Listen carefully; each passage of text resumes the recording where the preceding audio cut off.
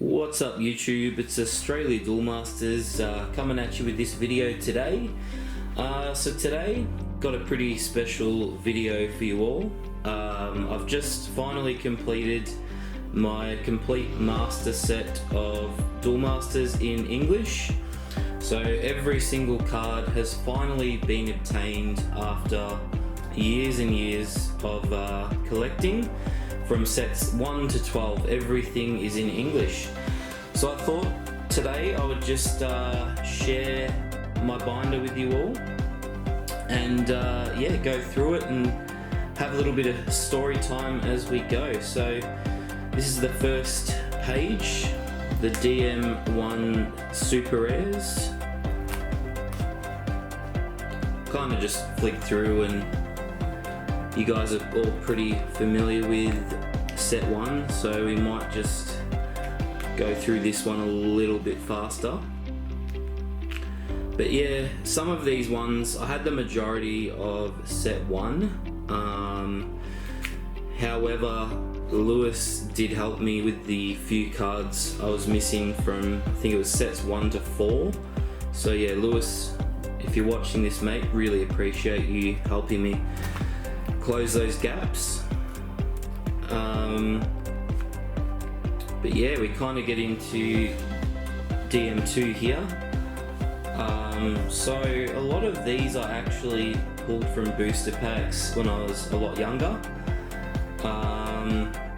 So yeah, hence why some of them are in immaculate condition, and as soon as I pulled them out of the pack, they went straight into the sleeves.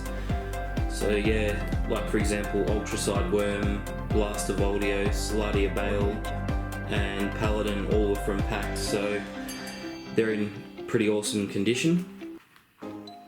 Yeah, we kind of get into some some very rares. Also, we have DM-3 here. So yeah, those are the 5 super rares. So we got Maya, Chaos Fish, Giril, Garcargo, and Earthstomp Giant. So these ones I pretty much pulled from booster packs as well, because I think I've mentioned to you guys before that in Australia we only got from sets 1 to 6 in English. The rest never touched our shores in Australia. So yeah, it was pretty hard to get your hands on the later set cards as time went on. But yeah, so this is, alright, now we're getting into set 4. So we got Balom, which is a really nice card. Again, that was from a booster pack, so it's in good condition. Yeah, pretty much all of these ones were booster packs. The Alcadias, the Trox, the Gulk Life. So yeah, they're all looking really, really nice. We'll kind of just press on a bit, because I know you guys have all seen these cards and are familiar with them. Yeah, so this is a really nice page as well. DM-5 Super Rares. So yeah, I only pulled Billion Degree Dragon from a booster pack. The other 4 I had to obtain from other sellers, which was alright. But yeah, we got there in the end. So I'll kind of touch as we go a bit deeper on which cards were really difficult to obtain and get. A lot of this earlier set stuff was actually really easy to get. Do excuse the Crazed Valkyrie. You can see there it's quite creased and damaged. Funny story, I got that one off eBay for $10, and I got it just as a card to be played. I do have other copies of it that are in a much better condition, and I probably should have swapped it out before I started recording, but didn't realise that until now, so please excuse that. So this Daedalus, there you go. Speaking of cards that were really difficult to obtain, that was one of them for me.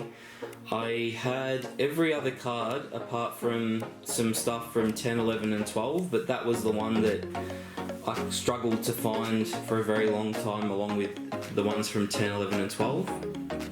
But yeah, finally got a copy thanks to Duelist on Carousell in Singapore. Definitely go check him out, and as I go on, I'll give some more shout outs to people who, yeah, made this possible.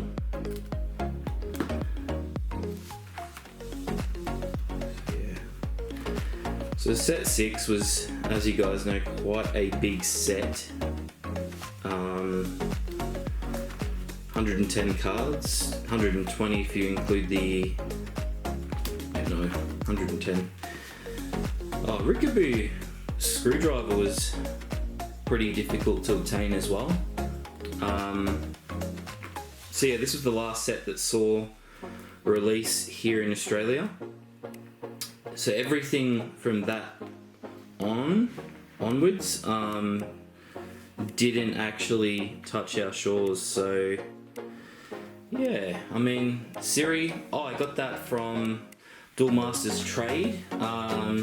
So yeah, another shout out, Duel Masters Trade. I think his name's Conrad, who runs that website. He helped me out with a few of these super rares as well. So yeah, really grateful for that, man. Thanks for that. Set 7. So set 7, I mean, traditionally, apart from Cryptic Totem and I would say Headlong Giant, just because I like the art, was a pretty dismal and dull set. But then again, I mean, you've got pieces like, you know, Propeller Mutant, which came in handy for the Hydrus build, and Kook Palon, which was a bit of a headache, you know, because it can't be attacked, things like that. So yeah, I mean, there's some hidden gems here and there. Yeah, we get on to set 8. So obviously, one of my favourites in this set was Bejeweled. Really love the artwork. It is a very hard card to try and facilitate into your build. However, I think I'll have to share with you guys, I've fitted it into a rub control build that I have. It's not really necessary in terms of winning, but it does make the game more fun if you can get it out. And yeah, just deplete your opponent's mana pretty quickly. And yeah, so that's another one that I got from Carousell Singapore. So I love collecting cards. He has been a major help for me being able to complete this binder. And yeah, man, I really appreciate you. I got a lot of stuff from him. From, I would say, sets 8 to 12, a lot of things did come from him that I didn't already have. So I already did have a lot of these, just I didn't have the Abzodolba. Believe it or not, the Bejeweled, I should probably tell you guys about that. I only paid $40 a couple of years ago. When would it have been? Maybe 2019, 2020. I only paid $40 and I got 2 copies. So kind of just goes to show you guys how much the game cost, the costs of these cards have gone up over time. It's just crazy. And I'll tell you about another card as we go a bit further on that you guys won't believe what I paid. But yeah, so this is a nice set. I do like the set 8 set. You got Solar Grass, which is a fun card to build around. I do have a Solar Grass deck which I'll share in the not too distant future with you guys. Cranium Clamp, beautiful card, really good and devastating to your opponent. Crack on. Really do like these Earth Dragons too, such nice designs. And Bakrahorn the Silent is one of the most underrated arts in the game in my opinion. Just really love the waterfall behind it and just looks so majestic. Anyway, we get into set 9. So yeah, Petrova was another one that I managed to have a copy of. Funnily enough, some of these cards that I have as super rares, I picked up in an auction, I think it was like 2012 or 13, and it contained close to, oh man, I'd say over 20 super rares. So Stolob was in it, Aquamaster was in it, Petrova was in it, just to name a few. And I think I only paid $100 Australian at the time. So if I hadn't have bought those cards at that time, it would have made things very difficult for me to get them at a later date. So yeah, that was another I think the earlier you started collecting, the better off you were in terms of how much it was going to cost you. But yep, so we just get into some very rares from set 9. Now, Ice Vapor, another really cool card, underrated in my opinion, along with Zombie Carnival. Love this card. You guys probably know from a few of my builds that you've seen that I favourite quite well in my builds. What else have we got? So yeah, Blizzards of Spears, great card for your Rob control decks. So yeah, we get into set 10. So this was the one that eluded me for so long. A lot of these cards took me a very, very long time to acquire, and they were the last cards that I managed to obtain. So yeah, Elixir, Hawkeye, Hurricane Crawler, Crush Lizard, Ultimate Dragon, Bodacious Giant, Dakma Belgarol, Declawoz, King Equanos. All of those actually came from Duelist on Carousell Singapore, so again another shout out, man. If he hadn't have been able to hook me up with these cards, it would have just taken me forever. I mean, you guys would know if you're collecting, every day you're spending an hour or two just throwing in the card names that you need on eBay and Carousell and other means of actually getting these cards, and as you know, they very rarely do come up in English, so I was really happy that he was able to help me out in such a big way to get these cards all in one lot, kind of, because it made it a lot easier. So Gajira Boot, I've got a really fun, cool deck with that card, and I've got 2 actually, but I'll share them in due time. But yeah, this is a really all pages that I'm proud of because they took so long to collect. Years and years of trying to obtain these cards, so some of them aren't in the best nick or condition. Like Ultimate Dragon, I would love to get another copy of because it is a little bit creased and whatnot, but with the cards being so hard to find in English, you kind of have to take what you can get at sometimes. So yeah, this is the card I wanted to talk to you guys about, Bombazar. Luckily for me, I managed to get 3 copies of it for 70 Australian each, probably about 4 years ago, which is crazy because I just saw on eBay that there was an English seller that had one for sale and it sold for 299 British pound. For 1 copy, it wasn't in great condition, the edges were pretty scuffed and it had a few creases on it, and that's about 580 Australian dollars, just to put it into perspective for you guys. So yeah, it was quite expensive, and I thought, geez, lucky I bought mine when I did. But yeah, set 10 was probably one of the harder sets for me to obtain. It took a long time to get even a lot of these commons, uncommons, rares. Took a while. So yeah, Pela Elisis Morning Guardian is obviously one of the popular cards from this set, and for good reason. I think I paid maybe $20 for my copies, from memory. Spin Slicer, again, a very, very difficult card to obtain.